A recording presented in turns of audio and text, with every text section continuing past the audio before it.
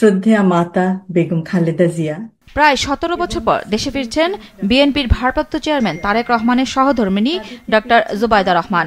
দেশে ফিরে ধানমন্ডি 5-এ বাবার বাড়িতে ওঠার কথা রয়েছে তার। সেটি উপলক্ষেই বাড়ির সংস্কার কাজ চলছে। 2008 সালের 11 সেপ্টেম্বর স্বামী তারেক রহমানের সঙ্গে লন্ডনের উদ্দেশ্যে বাংলাদেশ ছেড়েছিলেন ডক্টর জুবাইদা রহমান। এরপর একে একে 17টি বছর কেটে গেলেও দেশে ফিরতে পারেননি তিনি। স্বামী তারেক রহমান ও একমাত্র সন্তান জাইমা রহমানকে নিয়ে লন্ডনে ছিলেন। অবশেষে শাশুড়ি বাংলাদেশের সাবেক প্রধানমন্ত্রী ও বিএনপি চেয়ারপারসন খালেদা জিয়ার সঙ্গে মঙ্গলবার দেশে ফিরছেন তিনি। তারেক রহমানের আগে তার এই দেশে ফিরে ঘিরে রাজনৈতিক অঙ্গনে নানা আলোচনা চলছে। অনেকেরই প্রশ্ন, তার ইচ্ছে কি?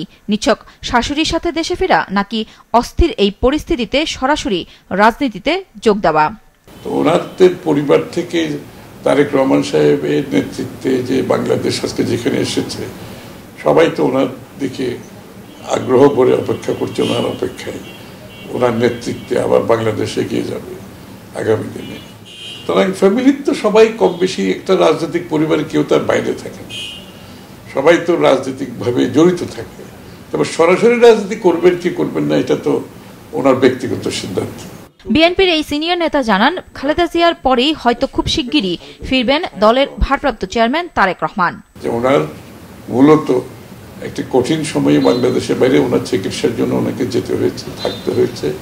বিশেষ একটা প্রেক্ষাপটে একটি ফ্যাসিস্ট, একটি স্বৈরাচার সরকারের থেকে যে তাদের যে অন্যায় অবিচার, যেখানে কোনো বিচারহীন অবস্থায় ছিল, সেই অবস্থা থেকে সেই অবস্থার কারণে উনি ফিরতে পারেন নাই। এখন বাংলাদেশে বিচার ব্যবস্থা ফিরে এসছে এবং উনি সহসাই ফলো করবেন ম্যাডামকে।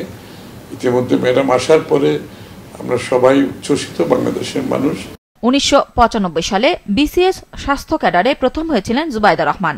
জিয়া পরিবারের পুত্রবধূ হলেও জুবাইদা চিকিৎসা পেশায় ব্যস্ত জীবন কাটিয়েছেন।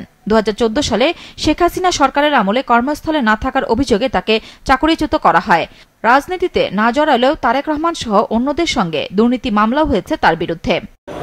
2008 সালে জ্ঞাত আয় বহির্ভূত সম্পদ অর্জনের অভিযোগে করা মামলায় ডক্টর জুবাইদা রহমানকে 3 বছরের কারাদণ্ড ও 35 লাখ টাকা জরিমানা করা হয়েছিল। 5ই আগস্ট শেখ হাসিনা সরকারের পতনের পর সেই সাজা স্থগিত হয়েছে। নুরুন নাহার বিলি, মাছরাঙা সংবাদ, ঢাকা।